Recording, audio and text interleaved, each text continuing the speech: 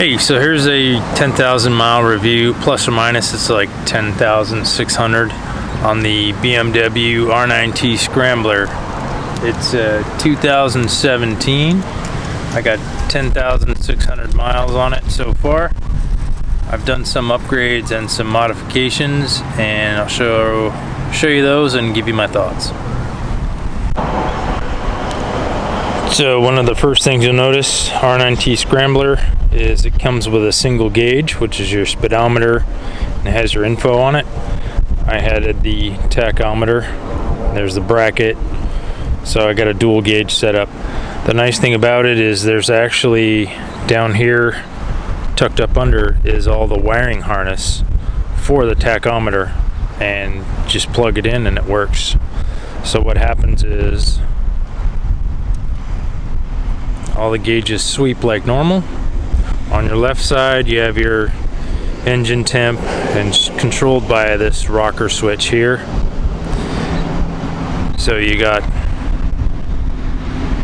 engine temp, clock, setup, odometer, it's at 10,654, trip 2, trip A, back to engine temp. And then on the tachometer, which isn't standard but has all the functions once you plug it in, it's hard to see with the glare, and it's a bad angle. Anyway, it gives you your ride time, your date, your, what is that, consumption, I'm guessing, miles per gallon, gallons per hour, speed, I don't know what the hell that is, but I haven't really used it, voltage, battery voltage, and back to your ride time. Also on the far right you can see that giant red, or giant 1 there, that's your gear position indicator. I just shifted to neutral. You can see neutral over there, and the shift light, neutral light, is on first. Anyway, I like it. Pretty much got used to riding without it, but I think it looks better with the dual gauges. Alright, up front on the handlebars is stock handlebars. Got Rizoma mirrors, and they are on a pair of modified Puig, or Puig, bar ends. They bolt in like normal, and then there's these little caps that go on there. I had to turn down the diameter of the part that the bar end clamps on because it was a little bit too big. Turned them down on a friend's metal lathe, and it's just aluminum, so they fit fine.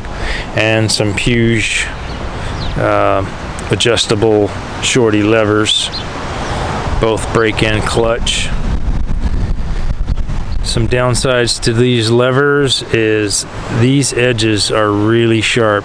They're not broken at all, and I've cut some gloves on them, especially these two sharp lips right here, this one on the end of the bar end,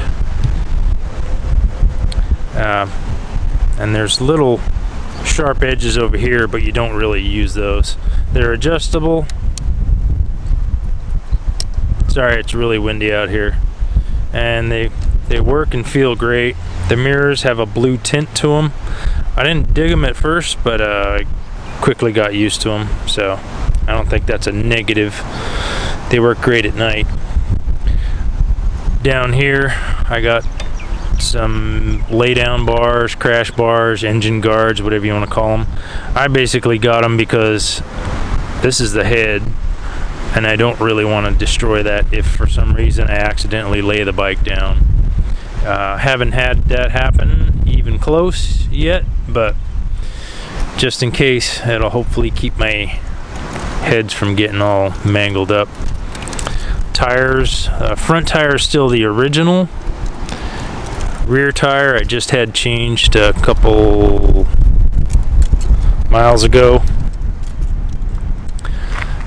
Probably got 100 or so miles on them, and also changed the rear brake pads, some scoring on the disc. Haven't had any engine troubles, engine issues. Bike runs absolutely fine. Here in Hawaii, our weather is pretty crappy. It rains a lot, and we got salt air and wind and you name it. So the pipes look pretty gross. I haven't washed the bike in a while. Okay, the seat, no worse for the wear. It's a pleather, vinyl-y looking leather seat. Scuff marks from my shoes, boots.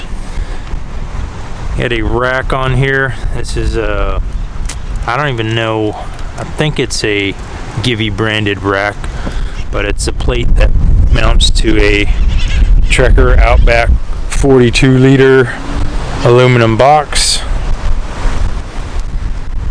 Works great. I put a few reflective decals on it.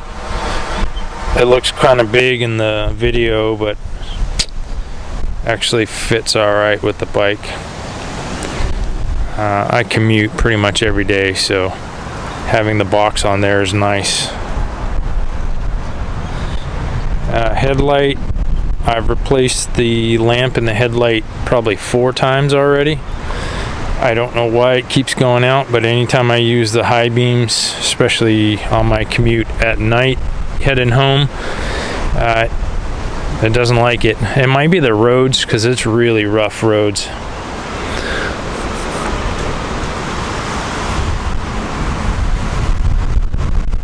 Like some paint overspray on my fender. Other than that, never had a problem with it. I like the bar end mirrors better than the bug mirrors. Those kind of bothered me. I like the dual gauge setup. This clamp here is for a Sony camera.